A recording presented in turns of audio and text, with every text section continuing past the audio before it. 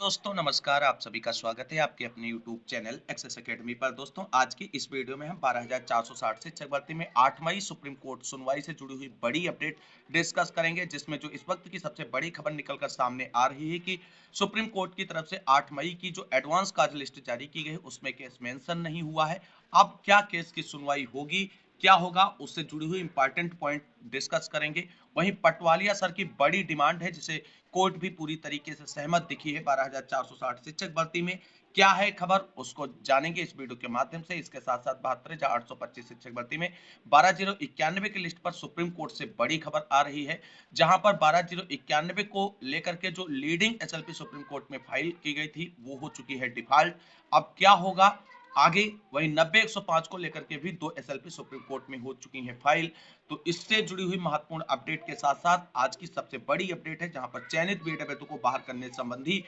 याचिका पर फाइनल सुनवाई होते हुए ऑर्डर रिजर्व हो चुका है। आज की फाइनल बहस की महत्वपूर्ण अपडेट डिस्कस करेंगे। किसका पक्ष रहा है भारी, क्या चयनित बीएड अभ्यर्थी हाईकोर्ट के आदेश से किए जाएंगे बाहर, सब कुछ जानेंगे वीडियो में विस्तार पूर्वक। आप सभी से निवेदन है कि वीडियो को बिना स्किप किए हुए अंत तक देखें, जिससे वीडियो में शेयर की गई सारी जानकारी को आप आसानी से समझ सकें। जितने भाई बहन चैनल पर पहली बार विजिट करें उनसे निवेदन है कि प्लीज वीडियो को लाइक करें, दोस्तों में शेयर करें और चैनल को सब्सक्राइब कर लें आगे की लेटेस्ट अपडेट पाने के लिए। तो आइए साथियों शुरू करते हैं आज का ये वीडियो। और सबसे पहले बात करेंगे 12,460 शिक्षक भर्ती से जुड़ी हुई आज की महत्वपूर्ण अपडेट के बारे में।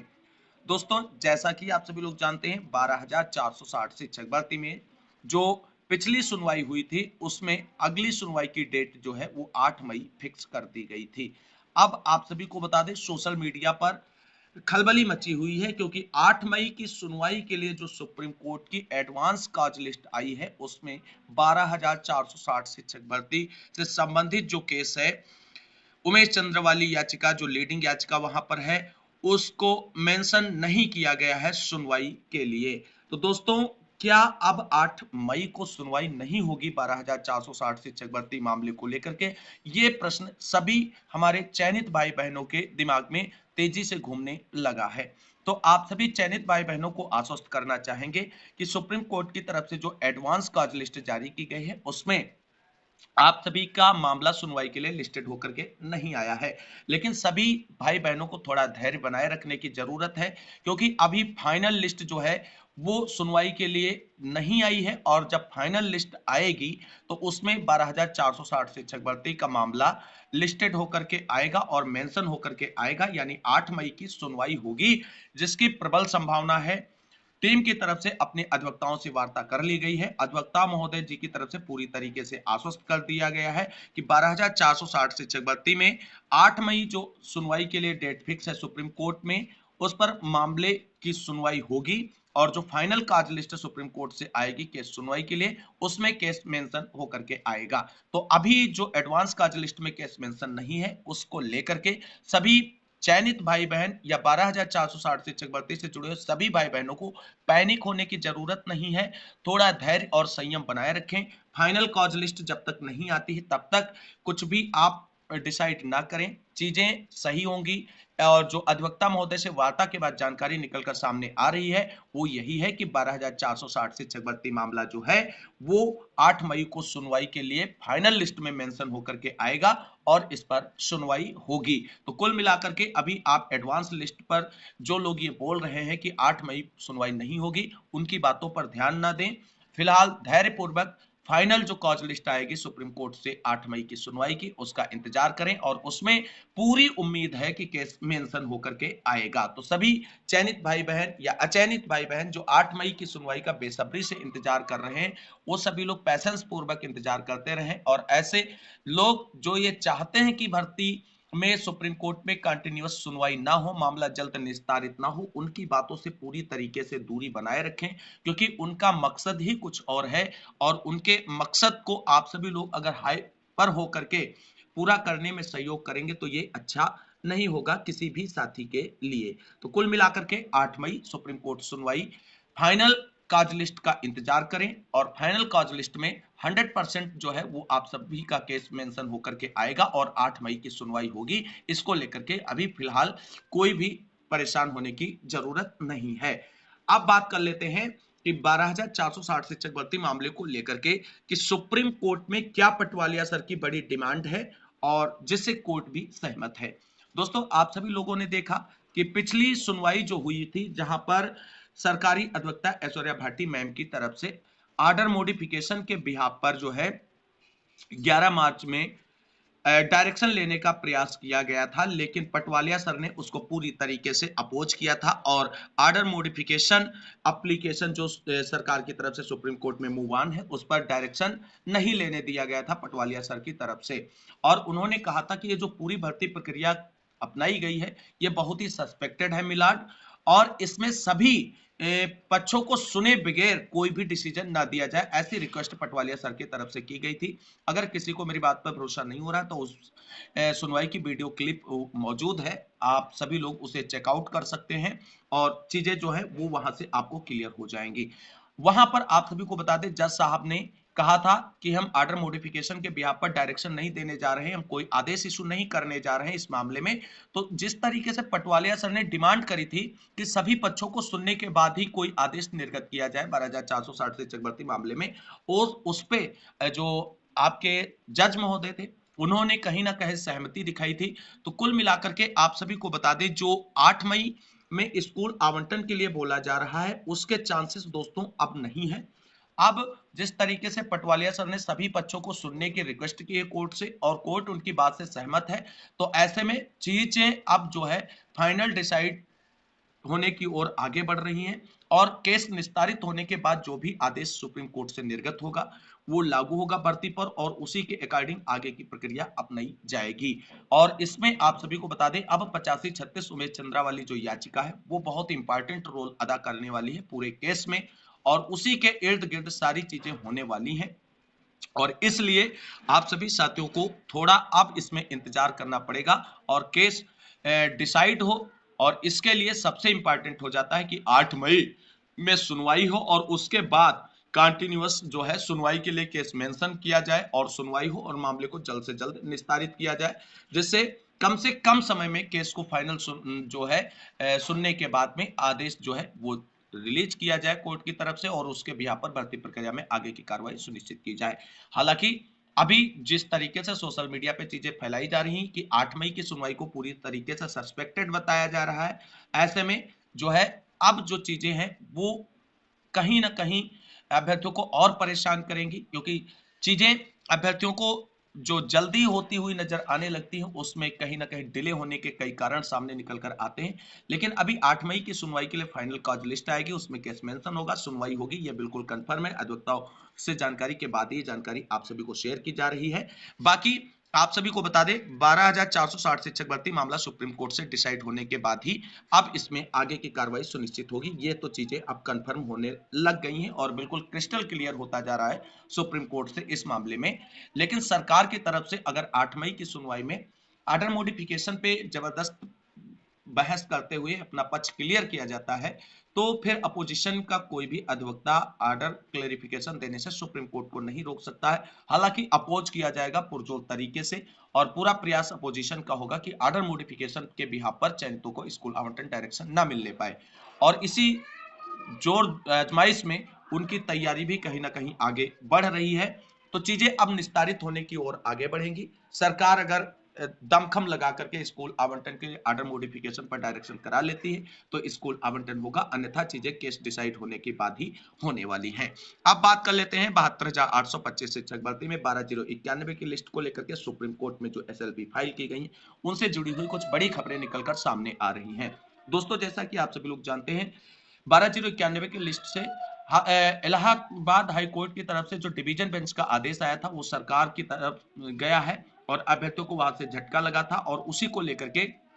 कुल मिलाकर के जो है सुप्रीम कोर्ट में विनय कुमार पांडे की तरफ से जो है लीडिंग SLP फाइल की गई थी, और उस SLP को सुप्रीम कोर्ट की तरफ से जो है डिफॉल्ट घोषित कर दिया गया है। ऐसे में अब क्या होगा, तो दोस्तों आप सभी को बता दें, 12,091 की लिस्ट में शामिल सभी अभ्यर्थियों को परेशान होने की जरूरत नहीं है, और जो विनय कुमार पांडे की याचिका से कनेक्टेड लोग हैं उनको भी परेशान होने की जरूरत नहीं, क्योंकि विनय कुमार पांडे की तरफ से कहा गया है कि हमने जानबूझकर कुछ कमियां इस एसएलपी में की थी, जिससे चीजें जो हैं वो डिफॉल्ट के रूप में निकलकर सामने आए। और 29 तारीख जो हाईकोर्ट में अभी डेट लगी हुई है 12/091 के मैटर को लेकर के, वो भी निस्तारित हो जाए और उसके बाद साथ ही में सब एक साथ जो है सब जुड़ सके सुप्रीम कोर्ट में, इसलिए ऐसा कुछ जानबूझकर कमियां की गई थी। दोस्तों अगर इस बात का उन्हें इंतजार था कि सभी एक साथ आ जाए उसके बाद एसएलपी फाइल की जाए, तो इतनी जल्दबाजी आखिर क्यों दिखाई गई? क्योंकि आपको बता दें 30 दिन का पूरा समय आपको मिलता है सुप्रीम कोर्ट में एसएलपी फाइल करने के लिए,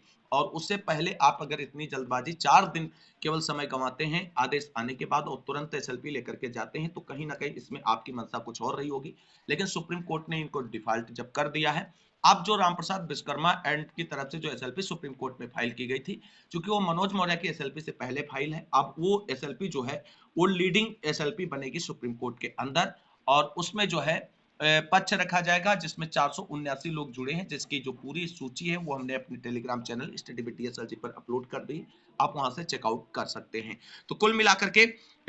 विनय कुमार पांडे की तरफ से कहा जा रहा है कि उनकी जो एसएलपी सुप्रीम कोर्ट से डिफॉल्ट हो गई है, उस डिफॉल्ट को दूर करते हुए और उसे सही कराया जाएगा सुप्रीम कोर्ट के अंदर, और वो एसएलपी जो है अब अन्य एसएलपी के साथ जो है कनेक्ट होकर के सुप्रीम कोर्ट में सुनवाई के लिए रखी जाएगी। वहीं दोस्तों आप सभी लोगों को बता दें 12/091 की लिस्ट में शामिल अभ्यर्थी जिस तरीके से अपने हक और अधिकारों की लड़ाई के लिए सुप्रीम कोर्ट से हाई कोर्ट, हाई कोर्ट के डिवीजन बेंच, फिर डिवीजन बेंच से फिर सुप्रीम कोर्ट, यही चक्कर काट रहे हैं न्यायपालिका का, और उन्हें अभी तक न्याय नहीं मिल पाया। हालांकि हाई कोर्ट के सिंगल बेंच से उन्हें न्याय मिला था, लेकिन डबल बेंच ने उस आदेश को खारिज करते हुए सरकार की अपील को अलाउ किया था। अब फिर से उम्मीदों के साथ सुप्रीम कोर्ट के दरबार में पहुंचे हैं, और फाइनली वहां से उन सभी को न्याय की बहुत उम्मीदें हैं। लेकिन इसके साथ साथ आप सभी को बता दें 90-105 वाले अभ्यर्थी भी 12/091 के साथ जो है वो पीछे पीछे चलते हुए नजर आ रहे हैं, क्योंकि जिस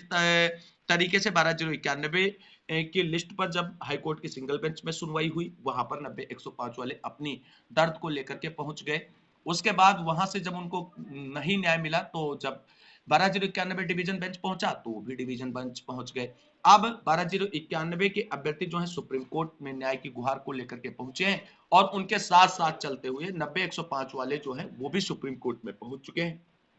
जहां पर 2 एसएलपी फाइल की जा चुकी हैं। एक एसएलपी के बारे में हमने अपने पीछे की वीडियो में डिस्कशन किया था। दूसरी एसएलपी जो है शिवम कुमार पांडे के नाम से फाइल की गई है 90-105 को लेकर के सुप्रीम कोर्ट में, और जिस तरीके से वो हाई कोर्ट के डिवीजन बेंच में और सिंगल बेंच में बड़े-बड़े दावे कर रहे थे 90-105 को लेकर के,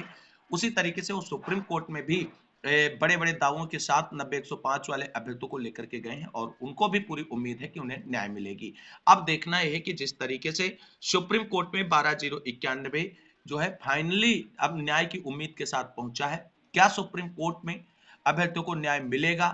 क्या सुप्रीम कोर्ट से नियुक्ति का आदेश आएगा संपूर्ण 12/091 की लिस्ट पर, या याची लाभ के लिए चीजें आगे प्रोसीड होंगी? तो यहाँ पे सभी अभ्यर्थियों से एक ही निवेदन करना चाहेंगे कि सुप्रीम कोर्ट में जो भी एसएलपी फाइल हो रही हैं, सभी अभ्यर्थियों को इन एसएलपी से जुड़ जाना है। 12/091 की लिस्ट में शामिल सभी अभ्यर्थी जो नौकरी चाहते हैं उनको किसी न किसी एसएलपी से जरूर जुड़ना है। फिलहाल आप सभी के पास वर्तमान में बेस्ट जो ऑप्शन है वो रामप्रसाद विश्वकर्मा टीम है, उसके बाद मनोज मौर्य टीम है। इन किसी टीम के साथ आप जुड़ सकते हैं,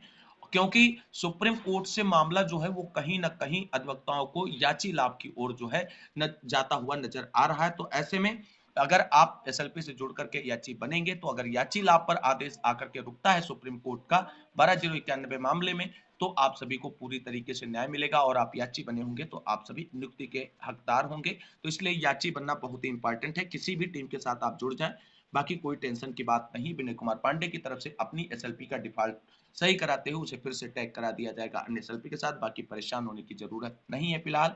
वहीं दोस्तों अब बात कर लेंगे चयनित बीएड अभ्यर्थियों को बाहर करने को लेकर के आ रही आज की बड़ी अपडेट के बारे में। दोस्तों जैसा कि आप सभी लोग जानते हैं, बीएड वर्सेस बीटीसी मामले में सुप्रीम कोर्ट की तरफ से जो 11 अगस्त 2023 को आदेश आया था, जिसमें बीएड अभ्यर्थियों को प्राइमरी शिक्षक भर्ती के लिए वैलिड नहीं माना गया था, उसके बिहाफ पर संपूर्ण देश के राज्यों में चयनित बीएड अभ्यर्थियों को बाहर करने को लेकर के एक मुहिम सी चल गई और सभी राज्य की हाईकोर्ट जो थी वहां पर चयनित बीएड अभ्यर्थियों को बाहर करने संबंधी याचिकाएं देखने को मिली और कुछ पर डिसीजन हुआ, कुछ में मामले अभी भी पेंडिंग है। आज की खबर जो निकलकर सामने आ रही है वो मध्य प्रदेश में वर्ग 3 में चयनित बीएड अभ्यर्थियों को बाहर करने संबंधी है, क्योंकि मध्य प्रदेश में चयनित बीएड अभ्यर्थियों को बाहर करने को लेकर के वहां के डीएड अभ्यर्थियों ने पुरजोर तरीके से प्रयास किया। सुप्रीम कोर्ट में जो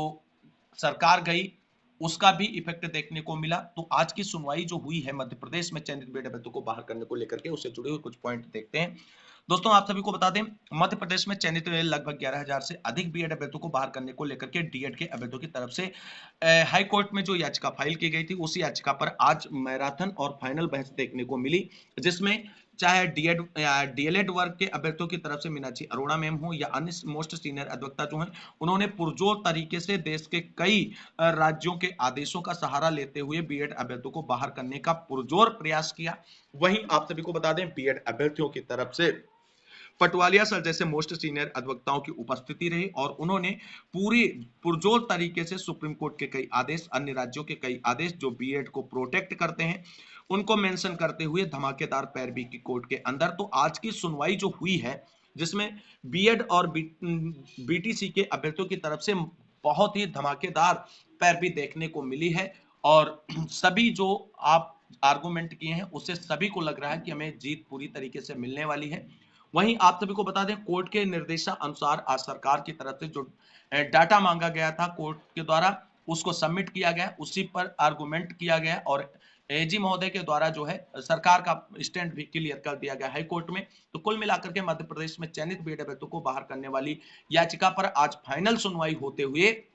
जो है मैराथन बहस के बाद ऑर्डर रिजर्व कर लिया गया है और जो ऑर्डर रिजर्व हुआ है वो आप सभी लोग जानते हैं सुप्रीम कोर्ट के 8 अप्रैल के ऑर्डर मॉडिफिकेशन एप्लीकेशन जो मध्य प्रदेश सरकार की थी उस पर आदेश आने के बाद ही कार्रवाई सुनिश्चित की गई है। अब देखना है कि जब ऑर्डर रिलीज होगा क्या बीएड अभ्यर्थियों की नौकरी बचेगी या बीएड चयनित जो है उनको बाहर करते हुए डीएड अभ्यर्थियों को नौकरी का मौका दिया जाएगा, ये बहुत ही महत्वपूर्ण है। हालांकि अभी किसी को ये कहना बड़ा ही मुश्किल है कि कौन जीत रहा है कौन नहीं जीत रहा है, क्योंकि कोर्ट है, जो हम लोग सोचते हैं उसके अगेंस्ट ही कहीं ना कहीं आदेश निकलकर सामने आते हैं। तो अभी से कोई अनुमान लगाना थोड़ी जल्दबाजी होगी, थोड़ा समय जाने दीजिए, कोर्ट का आदेश आने दीजिए और वो सारी चीजें क्रिस्टल क्लियर हो जाएंगी। लेकिन पैरवी के बिहाफ पर अगर देखें और सरकार के रुख को अगर देखें तो कहीं ना कहीं चयनित बीएड अभ्यर्थियों को नौकरी जो है वो जाने के चांसेस बहुत कम है। लेकिन कोर्ट है, कुछ भी आदेश निर्गत कर सकता है। जो पॉइंट्स क्लियर किए गए हैं सभी पक्षों के द्वारा उन्हीं पॉइंट्स के बिहाफ पर डिस्कशन और फाइनल आदेश आएगा। उम्मीद करेंगे कि किसी भी अभ्यर्थी के साथ अहित ना हो, चाहे डीएड के हो चाहे बीएड अभ्यर्थी हो, सभी जो नौकरी पाए हैं उनकी नौकरी नहीं जानी चाहिए, हमारा भी मानना है। लेकिन अब कोर्ट का जो आदेश आएगा वो सभी के लिए सर्वमान्य होगा और उस पर सभी को अपना जो है मत रखना पड़ेगा और मानना भी पड़ेगा। तो कुल मिलाकर के मध्य प्रदेश में चयनित बीएड अभ्यर्थियों के जो अभ्यर्थी हैं उनको बाहर करने वाली जो याचिका थी उस पर फाइनल सुनवाई के बाद ऑर्डर हो चुका है रिजर्व। उम्मीद करेंगे कि एक बेहतरीन डिसीजन मध्य प्रदेश में देखने को मिलेगा बीएड वर्सेस बीटीसी मामले को लेकर के। तो आज की इस वीडियो में बस इतना ही। इस वीडियो को अंत तक देखने के सभी साथियों को तहे दिल से शुक्रिया, बहुत बहुत धन्यवाद। मिलते हैं अगली वीडियो में, तब तक के लिए सभी साथियों को जय हिंद जय भारत, वंदे मातरम।